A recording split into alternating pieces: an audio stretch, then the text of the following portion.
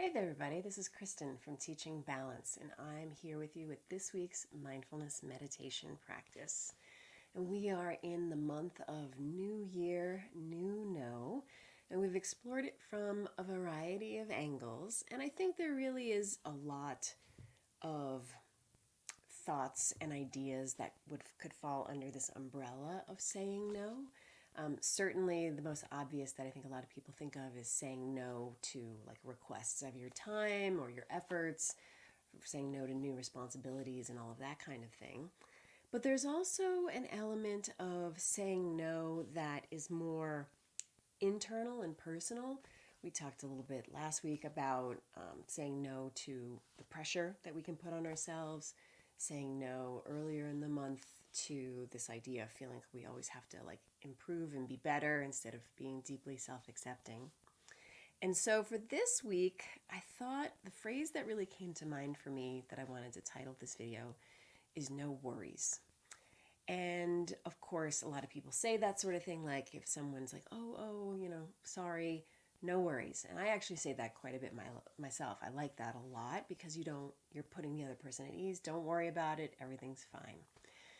And I think that the concept of worrying is particularly connected to the idea of mindfulness in meditation, because often when we do during our practice find ourselves getting lost in thought, one of the most common thought streams, I guess you could say, or types of thoughts that comes up for people is worries. So something that's on your mind that you are concerned about. It could be concern about a loved one. It could be concerned about a situation that you're trying to sort of like figure out how to respond to. And it could also even be completely self-created worries, like the what ifs something might happen, and what ifs, and the things that aren't even necessarily rooted in current problems, but in a sense are problems that are of your own creation and your own imagination.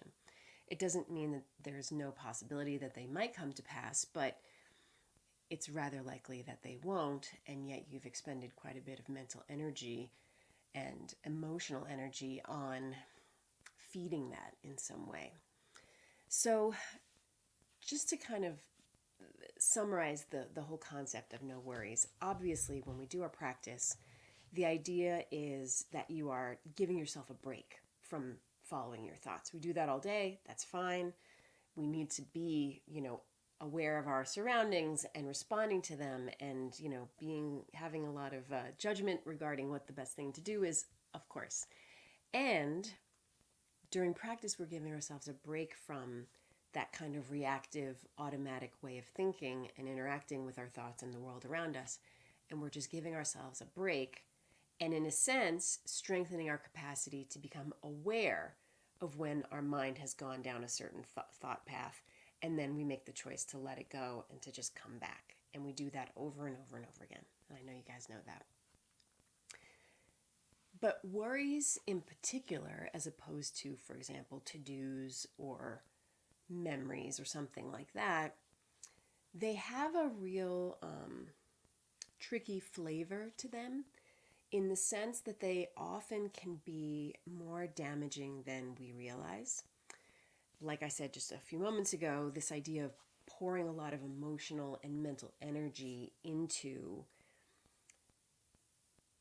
thinking about something that in most cases you probably don't have much control over, and yet you're still giving a lot of your very precious mental energy to that. So there's that problem, that sort of like disadvantage when we allow ourselves to get lost in worry, particularly those sort of more far out worries of our own creation. And then the other piece that I think is worth mentioning is around this idea of worry and the concept of like the law of attraction, which you may or may not be familiar with. This idea that your emotional state, and some would go so far as to say, your vibration of where you are emotionally and mentally, that like attracts like. And so if you want to attract positivity, goodness, prosperity, health, all of those types of things, that you really want to try to cultivate a quality of being in tune with those things internally. And so the inverse of that is if you are finding yourself caught up instead in judgment and, of course, the topic of this moment, worry, what you are theoretically doing, according to this concept of the law of attraction, which I do believe has some real value, what you're doing is you're basically vibrating at this worry, fear-based type of space. And according to the law of attraction, you would be bringing more of that to you. So I've heard people say that in some other wording of this, but the essence of it is that when you're worrying and worrying and worrying, you're basically asking the universe to give you what you don't want, which I think is an interesting way of looking at it. Now, if that doesn't resonate for you, of course, that's totally fine. But I think just about anyone would agree that there's a lot of mental energy that goes into worry, and it really, for the most part, isn't particularly productive. And so hence my invitation to you this week is just to notice when worries arise and allow yourself to, in the same way that we kind of take a good look at our thoughts before we let them go during our practice, take a good look at that worry and how much of it is your own creation, how much of it do you actually have control over. Are you actually trying to do some sort of logical, intellectual problem solving, or are you really just kind of ruminating in the fear that's associated with whatever that worry is? And again, not that many of our worries are not actually completely, fully, founded and true, but a lot of times they're not necessarily, and all of that energy we put into them are not helping us in the grand scheme of things. So in that, while you may find yourself bringing up some worries in our practice together today, my invitation is more about off the cushion, but even as we prepared right now just to get into our 10-minute meditation, just notice what thoughts do come up for you. They might be related to what I've just addressed in this intro, and they might not be, but I think there's something to be said for taking a good look at that and being willing to some degree, question its validity, and does it make sense, or is this perhaps something that's a reaction or a judgment? And then whatever you find when we come back, allowing yourself just to rest in that space. So here we go. I'm going to set my timer for 10 minutes. And I'd like this one to be a little more spacious, so I'm going to try to talk a little bit less. So let's just get you settled and into it. Finding a posture that feels supported and upright, but yet relaxed. Eyes closed or your gaze lowered. And at whatever pace feels right to you, allowing yourself to take some of those deep, slow breaths that help to activate the body's relaxation response and ground us and help us to drop more fully into our body. So I'm not really going to get into anchors or any of that. I'd like for us to have a little bit of quiet at the beginning, and then I'll check in a little while just to see where your thoughts are going when they arise, and remembering that you're not pushing them away, you're actually seeing them very clearly, maybe even labeling them, and then you're just shifting your attention back to the present. So let's sit together for a while.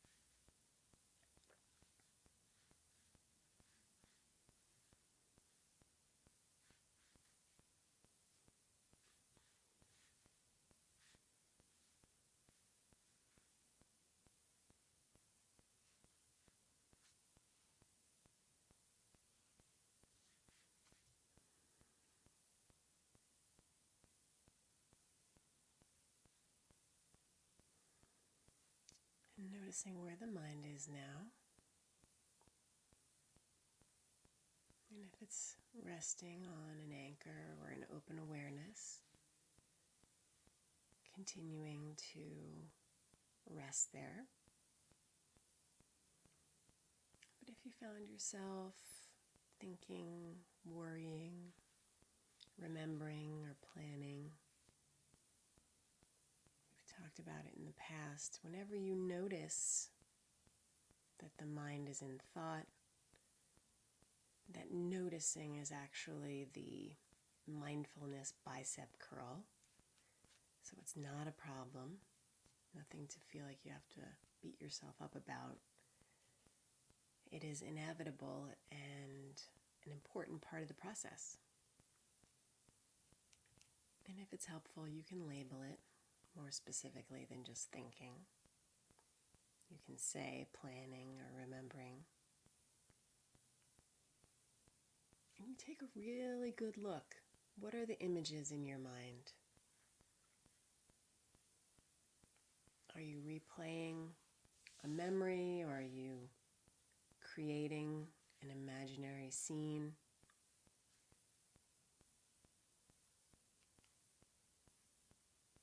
And what are the sounds? What's being said? And of course, even though this is obvious, acknowledging that that's not happening right now.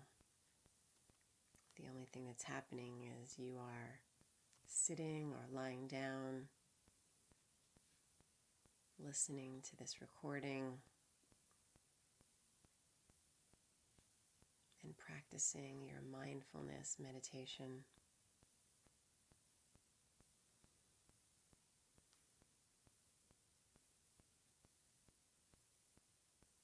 And that for the short amount of time that remains, you don't need to follow any of those thoughts.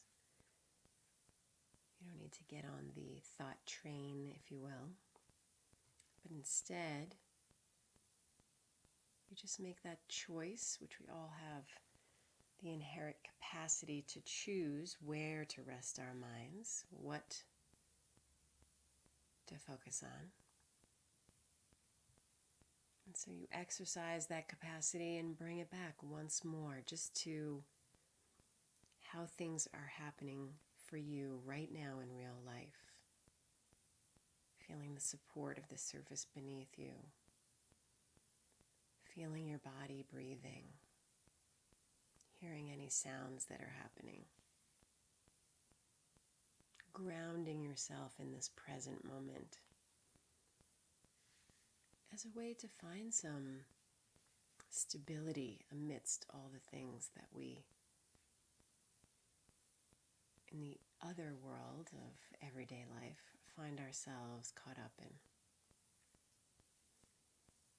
So let's just rest for the final minute or so that remains in this present moment, real life, mindful awareness until you hear the bell.